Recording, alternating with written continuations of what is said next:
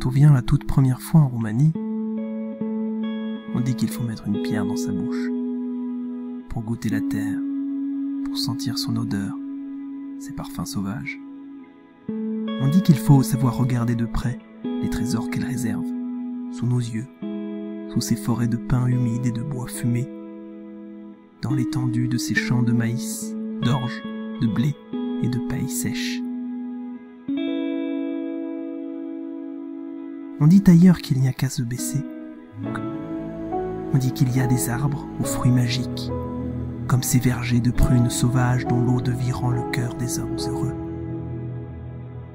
On peut aussi entendre au loin l'écho de légendes et le souffle d'histoires fantastiques, des histoires qui font rêver.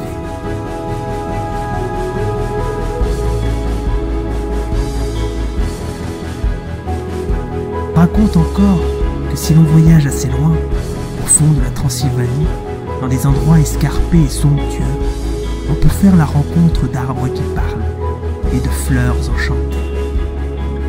On peut apercevoir des ours sauvages et des animaux fantastiques.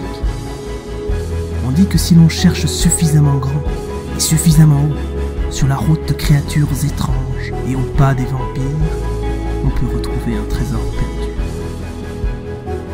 Mais les beaux endroits ne montrent pas toutes leurs cachettes et les vieilles pierres ne racontent pas toute leur histoire.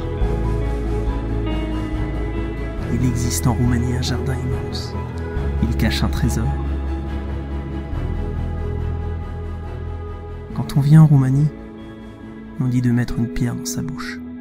Maintenant je sais pourquoi. La pierre est en or.